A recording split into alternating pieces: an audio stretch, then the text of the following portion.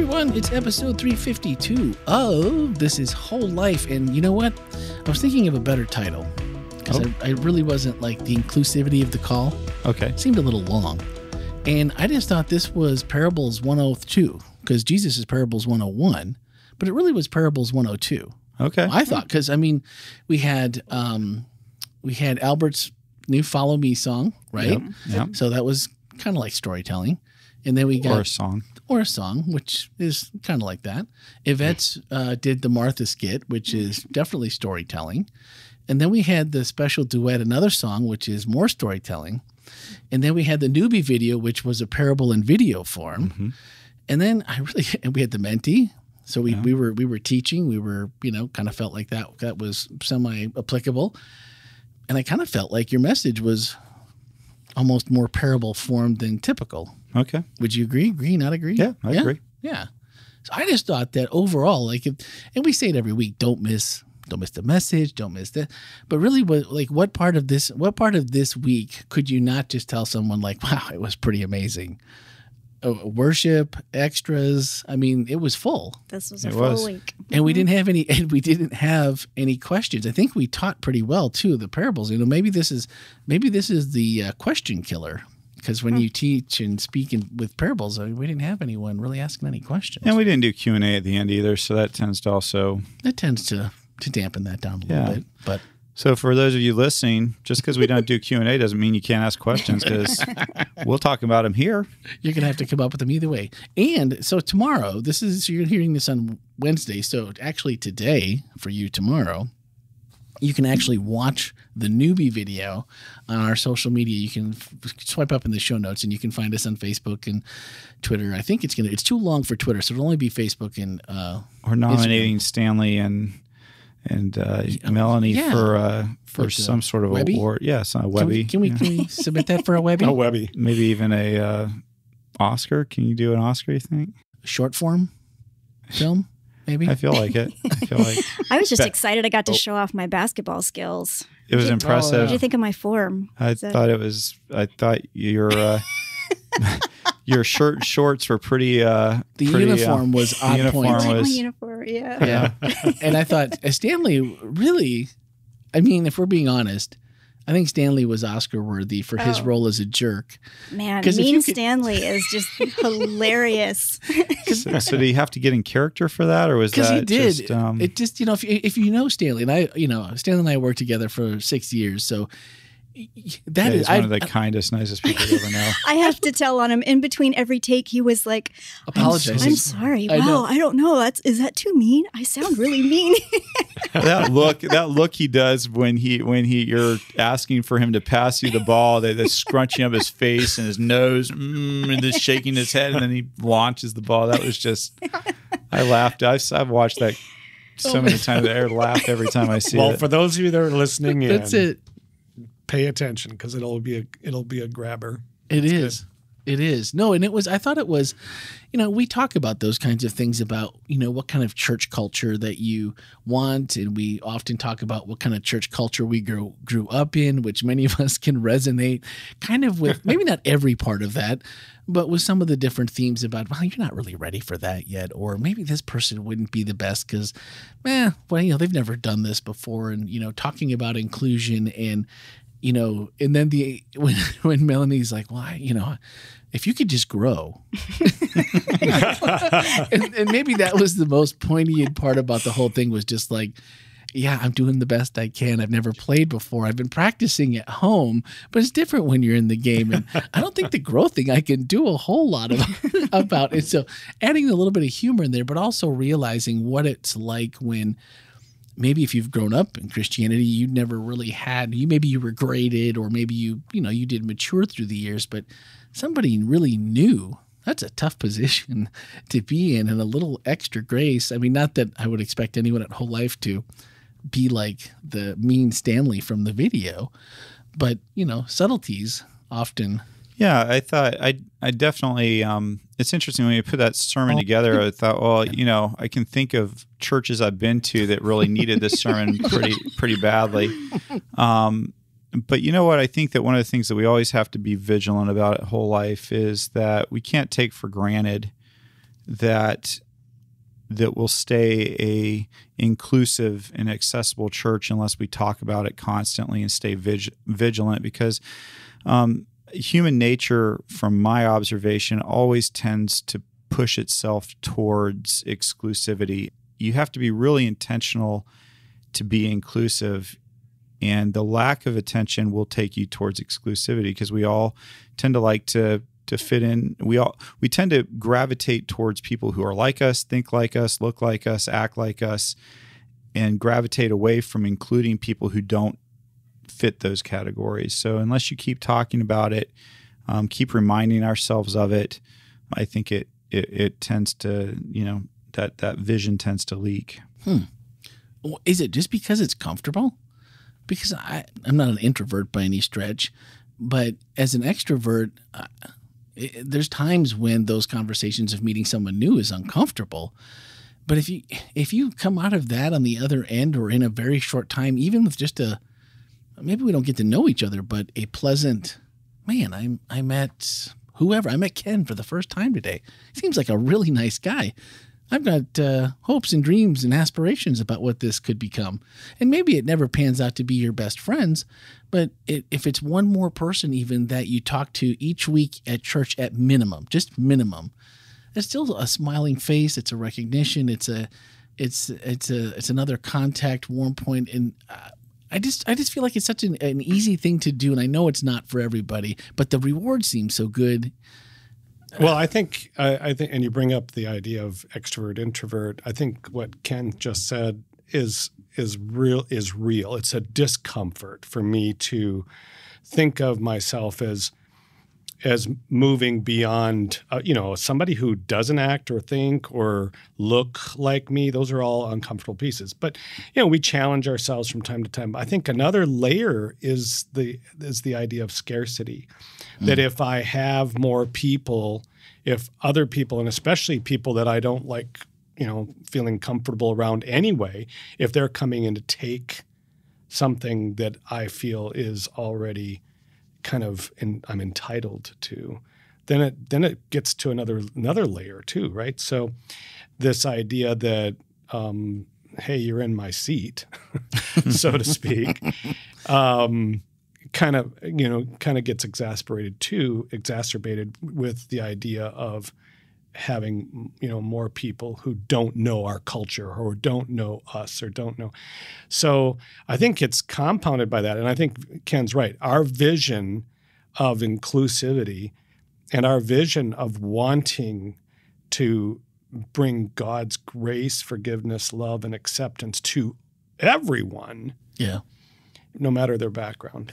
There's one thing I really wanted to get across in this particular sermon, and I definitely want to get it through in the video that we showed, was the idea that somehow that you have to check off a list of perfection before you can be involved, that there's this idea, I think, a lot of times that for participation to take place, you have to already belong. You already have to have found your place. You have to have joined the group. And, just human experience will tell you that just doesn't work that way, that people need to find their belonging and find that the participation is what leads to that, being a part of things, being involved, being given tasks to do, being given responsibility, sometimes giving responsibility beyond what you're capable of, that inspires you to move up and to grow because you know that it's beyond what you're able to do. I mean, I think about being 16 years old and given the chance to preach a sermon at the biggest church in the conference that I happened to be a part of at that point in my life. And I wasn't ready to preach a sermon. There was a lot. I mean, I didn't have the education. I didn't have the maturity. What am I going to tell a bunch of people who are, way older than 16? And yet somebody took the time to let me do it and made me feel like what I had to say was valued and worthwhile. And I think it's one of the things that's actually kept me a Seventh-day Adventist. And I can tell you that, there were points in my life where I did not deserve to be up front preaching, but it's one of the things that kept me walking with God in some ways because I had a purpose, I had a reason for being there, and it can come in so many different forms. It can be all kinds of different things inside of church life. But I think, there's this like I said, there's this temptation to feel like people have to meet a certain standard in order to be involved or to lead out something or to be up front or to help with something. And I think there are certain things that, I think we need to be thoughtful and appropriate when we ask people to take on things. But I think we're far more likely to be limiting beyond what God would want. You think about the people in the Bible that God actually had do things for him. Samson's a great example of this. I mean, not a good person, just not a good person at all. And yet he's considered a judge of Israel. And he also shows up in the faith chapter in Hebrews. Look at that guy. Abject failure from beginning to end morally. A moral failure, if ever. The people would be out of their minds if this was their pastor. Think about that. And yet he is a judge of Israel that God prophesied would be born. And I'm not saying God wanted this guy to do Samson to do the things that he was, the immoral things he was doing, but somehow God still used him. David comes to mind. Rahab comes to mind. By the way, I'm just naming off people that are in the faith chapter. You start looking at these people who, from a human perspective, are moral train wrecks at times. Abraham, we love to, eulogize how amazing this guy was, but just come on, read through his story a little bit. This is not, he marries his sister, which, by the way, in Leviticus says you're not supposed to do. I was just reading that my worship today was part of, I'm reading through Leviticus. And not supposed to, okay. Oh, not supposed to read through Leviticus? Well, I don't know. Well, good for you. Leviticus, that's a tough row to hoe is all I'm saying. Well, he pretended he married his sister. Is it Abraham? No, but she was his half-sister. Sarah was his half-sister. It was his, was it his half-sister? Yeah, yes. It was his half-sister. Yes. It was his half-sister. She was his half-sister, and which Leviticus specifically says not your half-sister too, by the way. And by the way, another little fascinating point, just because I'm on this tangent, I want to go there. Don't try to get me off this, Randy. No, I'm not letting, I'm going. Another thing in the book of Leviticus, which by the way is Moses is credited with authoring Leviticus.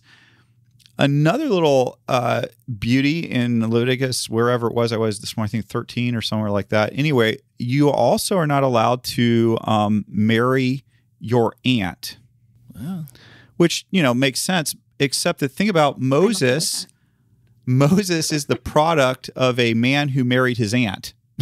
Oh, man. So just think about that. And I got to thinking about this doing my worship this morning. Was Moses, I know God inspired this, but was Moses thinking, man, I see what happened in my parents' relationship, and it is a really bad idea for so somebody. Let me put that in there. Yeah, so let me go ahead and just kind of add about what a bad idea this is. Wow, you are really digging into the genealogies there.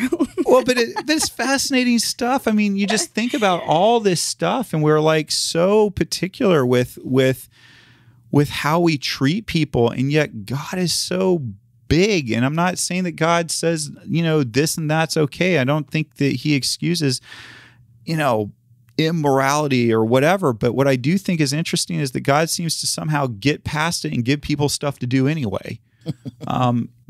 So anyway, I don't know. I take comfort in the fact that if God can use Balaam's donkey, come on, there's some room to work there. Right. So, but look at what, just to what you're saying though, is, and I'm not saying that anyone that was participating this week, I'm not comparing them to anyone you just listed off like Samson and Rahab. Yes, let's go ahead. Let's make this very clear. But I think that's the beauty of people that, this week there was a lot of people on the platform that I don't think I've ever seen there before. Maybe they were there a week I hadn't seen or whatever, but there was a lot of people participating that you may not always see, like the girls that did the duet. I don't know. Have they ever sang here before? Oh yeah. Have they? That's, I mean, I know Ava. Dela Cruz, Ava. I know she has, but I didn't recognize. But the people, and then there was someone on stage doing ASL, the sign Desiree. language. And she just got American voted Sign in. Language. So she was Right. already Desiree. That's Yeah, Desiree. Desiree. And so, there's all these people that are participating. Inez was up front last week. I think that's the first time she's been up front. And we've just had some really amazing worship and being fueled by people that, you just haven't seen up front before. And so to just say, to maybe not worry as much about all the things that we would, straw picking and, that makes me, but man. Well, I think to go with that, there has, we've all, I shouldn't say we all, I've been part of churches, pastored churches where they used that as leverage. Belonging was leverage. In other words, until you belong, this isn't going to happen, and so forth. And belonging had some roadblocks and so forth.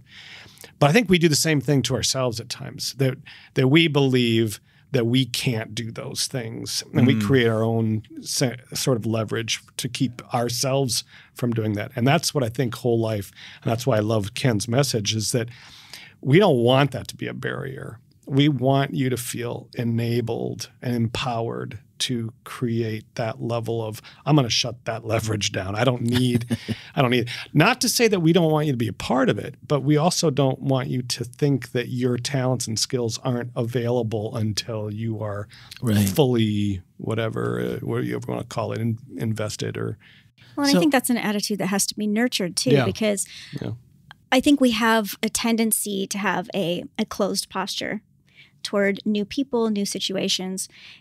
But we intentionally cultivate a posture of openness toward new people, toward new ideas. Even if we fail, we look at that and say, well, let's not do that again. But we tried. So, I remember when we moved one time. We've moved multiple times. So I'm like, wow, and Rochelle, you moved one time? And Kyla was in a new school for the first time, and she met this. There was a group of girls in the elementary school she was at, and she found one or two that she really was connecting with, and then she was told, well, you can't. They were talking about, you're a forever friend, and then they looked at Kyle and said, but well, you're not, because you've not been here. Yeah. You have to be here for 2 years before you can be a forever friend. Well, not shockingly, we were happy to move Kyla before the 2 years expired to another place, because the problem is I understand why they were saying it. They're like, oh, well, we've been together for a while. We know each other. You're new.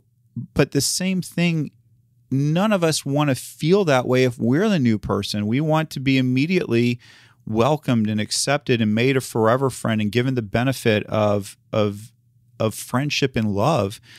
And so if we don't talk about it in church, it will slip, and people will naturally just kind of pair off to the people that they know and feel comfortable with, not intentionally being mean, not intentionally trying to exclude, but because we're not thinking about it, that's what we do. And I have to say, I actually had a couple of some good friends that I have here in this area that do not attend WholeLife Church, and they're wonderful people in spite of not attending WholeLife Church. You know who you are if you're listening. I love you guys. They listen to our podcast on a regular basis, but I had some really good friends, people I love a lot. And I was really curious to hear what their experience was when they came here. What did you, as somebody who doesn't come here super often, what was it like walking in? Did people notice you? And it was such a refreshing thing for me to hear from them. Oh, we were like people were so nice. People were coming up and introducing themselves and saying hello and welcoming us. And it feels so friendly and so warm. And so, man, I just, for all you whole lifers out there, thank you. Thank you for being you. Thank you that I don't really have to preach that sermon aside just to be a little bit of a reminder that just keeps us going where where we are. I just appreciate that so much about you, because, man, we've all been to church for the first time, and you walk in, you're worried, is like, am I going to be wearing the right clothes? If I'm not wearing the right clothes, are they going to look at me weird? If I am wearing the right clothes, are they still going to look at me weird? Is anybody going to notice me? Are they going to single me out? It's a nerve-wracking thing. And I remember the first time, I grew up in a big Adventist bubble. When I worked out in television news, I remember the first time that I walked into a bar for the first time with my friends who went to the bar every night, and they said, "Ken, please come with us. You don't have to drink, just hang out with us." And so after thought and prayer, I said, "Okay, I'm going to do this. I'm going to do it." And can I tell you how out of place I felt walking in there? I did not know what the rules were inside there. I didn't know how, what's the protocol? Why am I having to pay $3 for a Sprite? When your beer is $2, this doesn't make sense to me. But and that's mostly ice. Yeah, right. And people who walk into churches, I think sometimes we forget, we take it for granted, those of us who grew up in the church or who have been going to church for a long time, how awkward it is for somebody who's never been to church before to walk in, and how vulnerable you feel. You feel like, I don't know whether, am I supposed to, I don't know the words to the song. I don't understand what verse are they quoting here, and what's a Sabbath school? What is that? And why is everybody saying happy Sabbath? And why is this, and so that's why it's so important to us here at WholeLife that we break as many of those barriers to belonging down, so people do not feel on the outside. It's inevitable that they will. I mean, the bar that I walked into is a very friendly place, and everybody was super happy that I was hanging out with them, but it was still an awkward experience. And had they been cold or distant, I would never have gone back to hang out with them again. But because of the kindness that people show me, I would make time every once in a while. I was never going to be, because I never been interested in drinking. It doesn't interest me whatsoever. But I would go hang out because my friends were there, and it meant something to them that I would show up. And I think that we underestimate where our friends are willing to go and visit us. And I happen to believe that, unlike the bar, at church, we actually have something to offer. And if people only show up because that's where their friends are, I'm okay with that, because I think that putting them inside of a church with people around them, I believe that, I just take that Jesus word when he says, if I'm lifted up, I'll draw people to me. And so, I just think it's so important for us to create just that warm environment that anybody can walk into. And even though they feel a little uncomfortable, that discomfort quickly dissipates as they realize they're not going to be judged for how they dress. They're not going to be judged for not knowing the right words, the right phrases, the understanding why everybody's doing what they're doing. They're not going to be judged for being having a different morality code than the people inside the church, that they're going to be loved as they are and treated well. And it all takes time. And that was the thing that, for me in the video, bring it right back to finally to that video that we showed. If I hadn't preached a word, if you just watch the video and think about the correlation between the video and church life, you would get the whole sermon and more. Because to me, there's this just poignant scene. If you didn't listen to the sermon or see this video, basically this new person comes to play basketball, and they're given every reason under the sun why they can't play.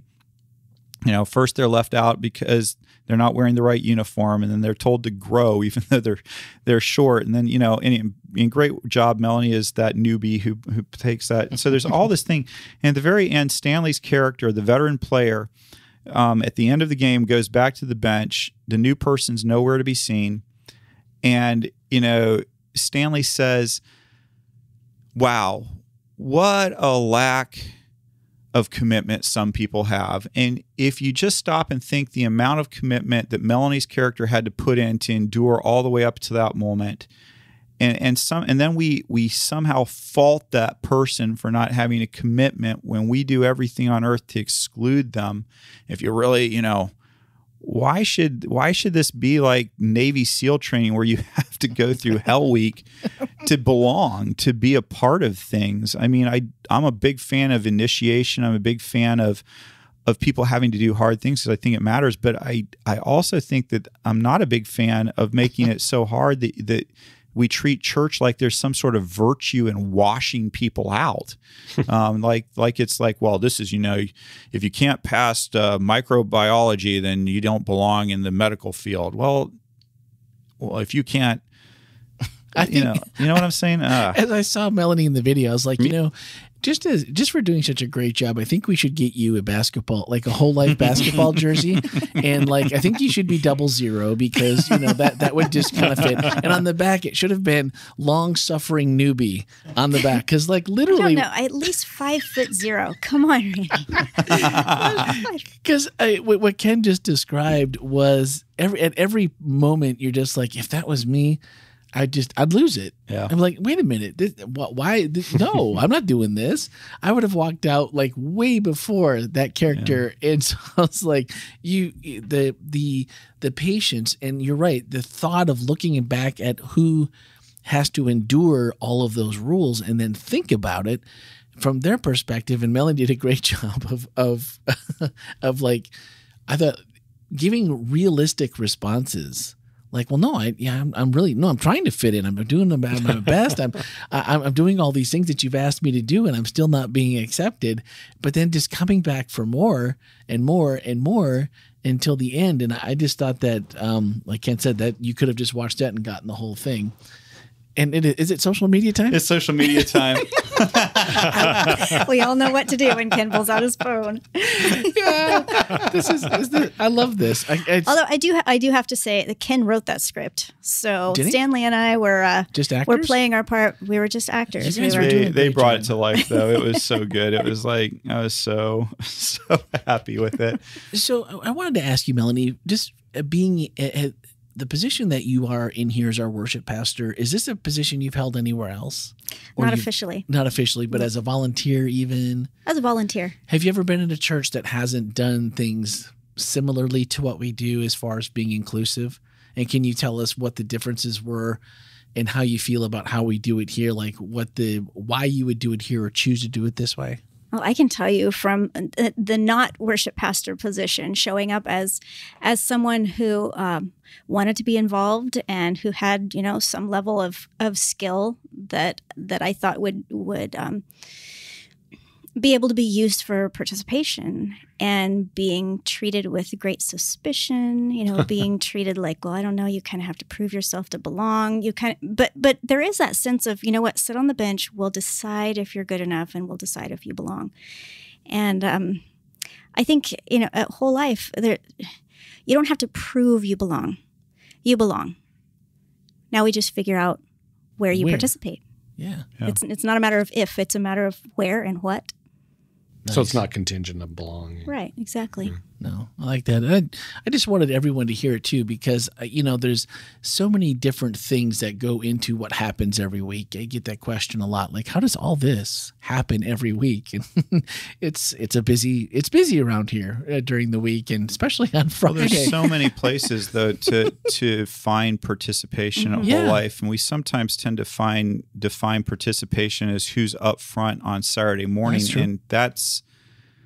I mean, I really appreciate all the people who are up front, but it's kind of like if you've ever worked, well, it's kind of like when I worked in television news as the anchor, people recognize me on the street, but the reason why I was successful is because there were about 20 people who they never saw well, there's 40 or 50 people that they never saw, never knew, that were making things happen. And here at WholeLife, there's so many different places to participate, whether that's, helping out with our justice ministries. And, Anderlene's just doing a really cool new, just introduced a new thing to us at staff meeting today, where we're going to be once a month serving meals at the Christian Service Center. So we're going to need help with people serving and chefing and doing some other things there.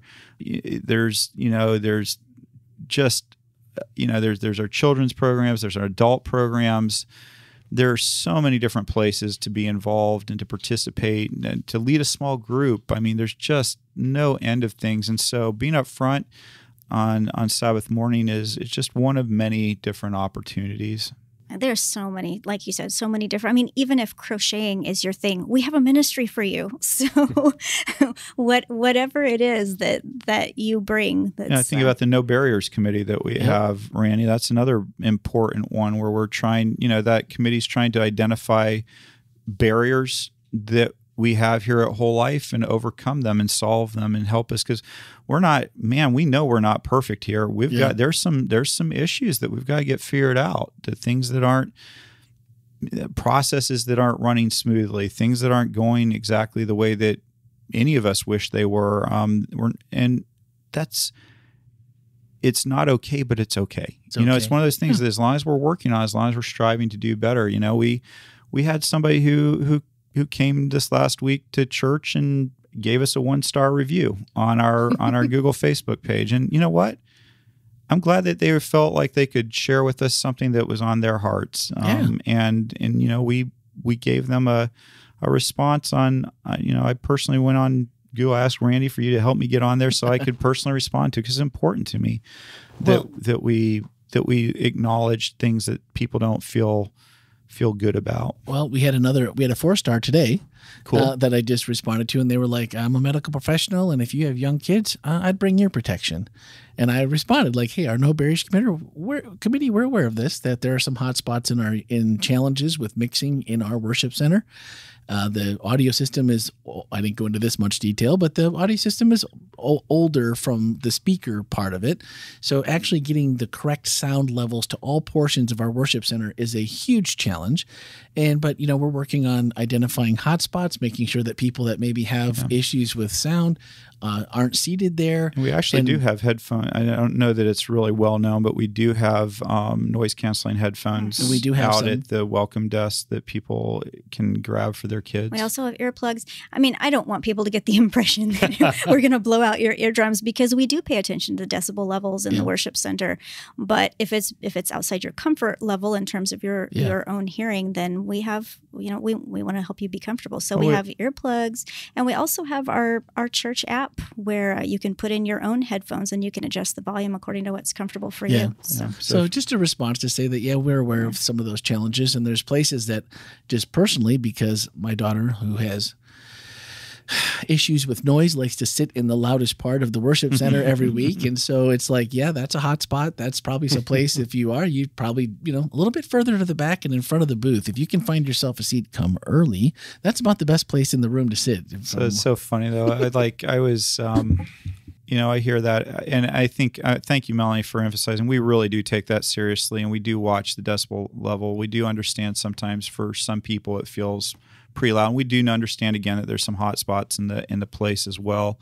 And then there are times where just for one reason or another that it's a little bit loud. On the other hand, Rochelle and I went to we were gifted with some passes to the opening night for Orlando City soccer club, and that was loud. Do you put in front of one of the PA speakers? We were up way in the nosebleeds, but I shouldn't say way in the nosebleeds. We were on one side of the field. It was Rochelle is very sensitive to noise, and so she was deeply regretting that she hadn't brought her earplugs with her. And what I've appreciated is that my wife, who's deeply sensitive noise, most of the time at Whole Life, it's not feels an pretty issue comfortable. for her. Feels pretty comfortable for her. That's good. So one of the things I wanted to just touch on real quickly is, if you were a part of the service online or in-house this past week, we did 2 Menti surveys with the word clouds. And I just wanted... We're going to go there, are we, Randy? We did. Well, we're not going to go there. But if you were there for second service, you already know. I don't have to tell you.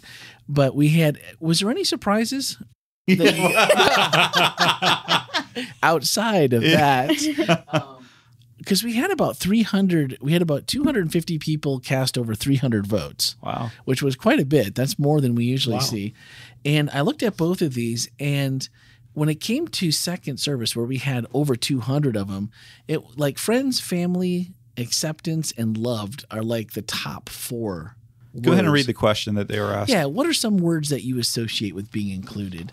And overall, at first service, like acceptance and love, and everyone were like the three biggest, but like acceptance was by far and away the big word there. And as I was just looking over these and I just thinking about what we talk about at staff meeting, what we do, and Melanie and Albert are planning worship services and all those different pieces and parts. And I really feel like acceptance, I think they nailed it with acceptance and love were the two biggest overall. And I thought if there's anything that, not saying like you said, we're not perfect here, but if there's anything that we really focus on and try to get right, it's those two. So I feel like at least the parts that we know we really want to emphasize, I think we're getting those right. Yeah, I think that the only part that I wanted to add was that participation. I think oftentimes when we think of inclusiveness, we think about all the words that you just mentioned, Randy, but we leave out the word participation. I think that's a crucial word for inclusiveness because, if you're not participating, are you really being included? If you're allowed to sit and watch, is that really being included? And in my mind, it's not. Mm-hmm. So how would you describe, because when you said participation, I was waiting to see if someone was going to say it, because it's, as someone with who attends a lot of events in the Down syndrome community and special needs, and we know a lot of those families, and we were just at, we had a big bowl-a-thon, and the word that they kept using over and over was, well, you guys aren't here, like being here isn't being included. Participation in the game is what is including. That's the inclusion part. And when you mentioned that you mentioned some thoughts from Jesus on inclusion and talking about Martha in Luke 10:41 and 42, the Lord said to her, "My dear Martha, you're worried and upset over all these details. There's only one thing worth being concerned about. Mary has discovered it and will not be taken away from her." And part of it, to me, the immediate word that popped in my head was participation in Jesus, participation in what he's doing, and the following me part. Right. And so, but then I'm like, how can that be when we worry about so many other things, and really, participating and getting to know Jesus and being a part of what he's doing is like to me, that just, it was an easy conclusion to come to, but yet it seems fairly elusive to us. Why is that? You were shaking your head, Melanie. That's why I looked at you. You were like, yeah. I was clearing the cobwebs. We think you made a good point that doesn't need further explanation. All right, then we'll move on from that. I think I'm not saying there's a deep, dark, but I do think it is. And as I was listening to Yvette do the drama, we tend to, and I think it's kind of an avoidance tactic. We tend to try to get busy so we can stay away from that level of involvement or engagement that I think is probably the piece that we need the most. Even with Jesus? Yeah, that's what I'm saying. We're getting? Yeah, I think that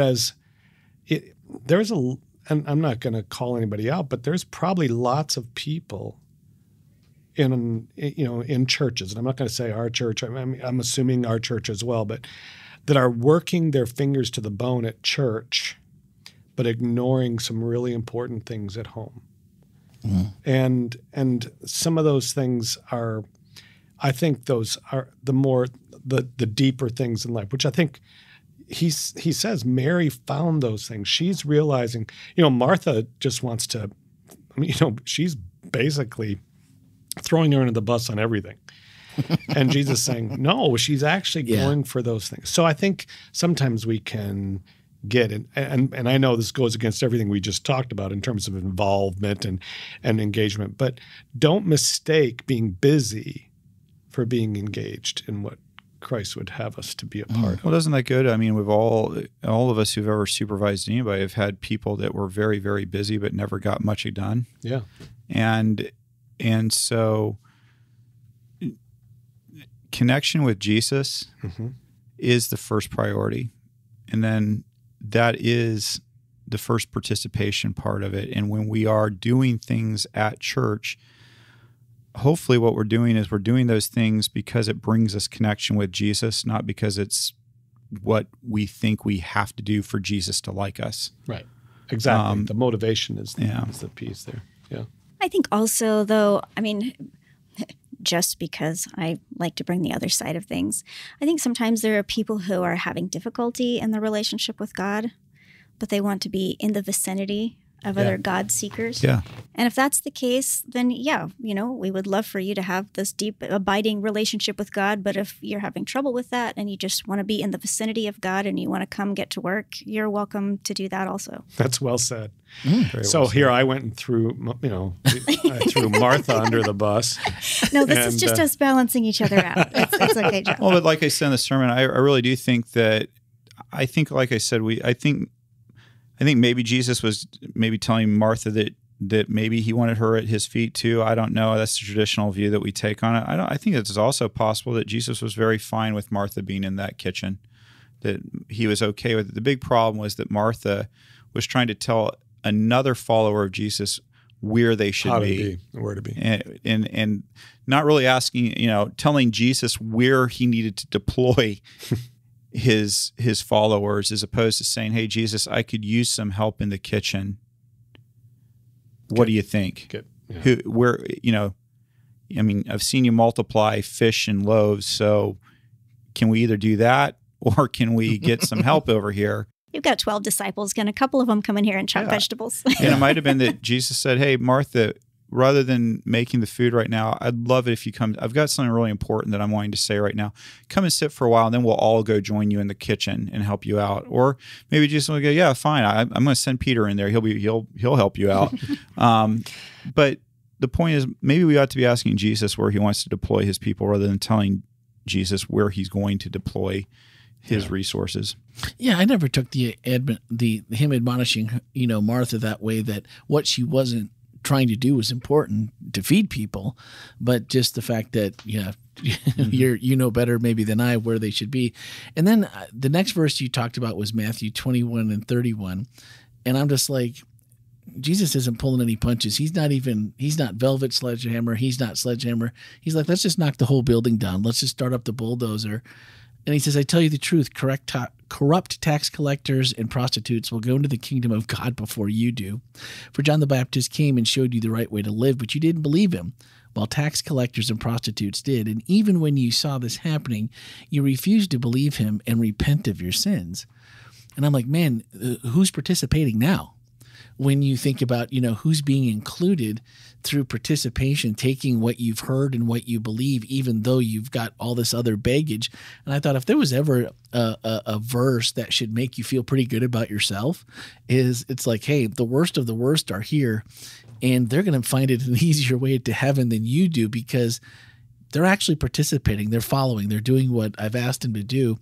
And I put a little smile on my face and said, how come I never looked at it that way before? I probably could have felt a little bit better about myself at certain times of my life and situations that I was in. And all of that just made me really, and I know we talk about it nearly every week, but The Chosen, and we just finished up season 3, and I won't do any spoiler alerts, because if you didn't see seasons, even if you didn't see season 1 or 2, some things wouldn't make as much sense.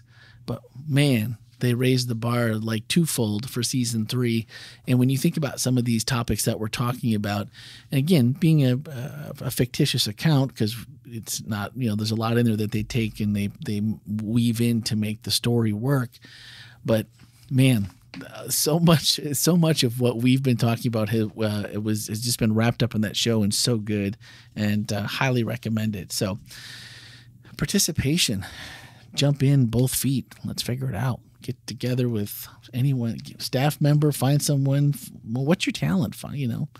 Melanie said, we'll find something you can do that will help us, will help you, will help the church, will help the gospel. And if you need to do what Jesus said, which is come rest a while to his disciples, that's okay too. That's okay too. If that's what you need and that's what your spirit needs at this point. My big urge is not to tell people that they needed to participate. Is what I wanted to communicate in the sermon is we need to allow and make it possible for people to participate who want to. So the sermon was not aimed at telling more people to get busy and do things. The sermon was aimed at saying, let's make sure that we make the opportunity possible for those who are wanting to serve and get the barriers out of their way that would keep them from participating and growing in their sense of belonging. So if you're feeling it, we're feeling it. Mm-hmm. Like it. Now, I've heard a rumor that Ken's not going to be here this week. I am. Yeah, actually, this weekend I will be. I will be out of town. So that means. We have another speaker. Yeah, someone's got to be preaching this week. You know what? Kudos. By the way, I don't think I got an email. I think we ought to really take our hats off to Melanie. I told her when she was first considering the job and we were working things out, I said, I really would like you to do at least a 3-part sermon series early on in your stay with us, so that people can kind of get to know you and hear a little bit about you and just hear your take on the Bible. And Melanie said, sure. So she's got a 3-part series that she's doing to start off the month of March. I'm looking forward to it. Now tell me, worship pastor, there's going to be time over the next 3 sermons for the response, right? We're not going to pack these services so tight that we don't have time to have a little Q&A. Oh, well, we might have to have some Q&A, but we got to leave something for the podcast, Randy. Oh well, I trust in my trust in your abilities is very, very deep. So I'm sure that we can get through all those and then some. Well, we're going to talk about holy encounters. Holy encounters. Yeah, 3 different encounters where Jesus didn't act very much like Jesus. So, get or at your least questions ready now. What we might expect Jesus to do or say or act. So What do we do with that? This week, we're going to talk about table manners. Table manners. Ooh, I better make sure Sparkle's in the front row. She forgets sometimes. So, table manners. I'll make sure my wife's aware. All right. Table manners and Melanie Bockmann for the first time in the pulpit. One of 3. Looking forward to it. I'm looking forward to it as well. So as Ken mentioned early on, just because we didn't have the response, don't stop with your questions. 407-965-1607 or podcast at WholeLife.Church. Almost at hospitalchurch.org. Man. Boy, that would have been wrong. That was tough. Sometimes I'm in the old email addresses and then they pop back. And WholeLife.Church. WholeLife.Church. And make sure you catch up. And this week, if you didn't watch the message, please go back and watch. You can see second service. It's on the front page of our website. It's already there for you to enjoy. And you can watch just the video itself if you didn't get a chance to see that. The video is 3 minutes, 4 minutes long? Mm-hmm. Yeah. So. Right. And that'll be posted today. Yeah. Well, by the time you see this, or listen to this, hear this, see this, see video, hear podcast. We'll keep these 2 separated. So that'll be ready for you. So go check that out as soon as you're done listening. And I think that's everything for this week. And so Ken, have a safe trip. And the rest of y'all, we'll see you back here next week. See you next week.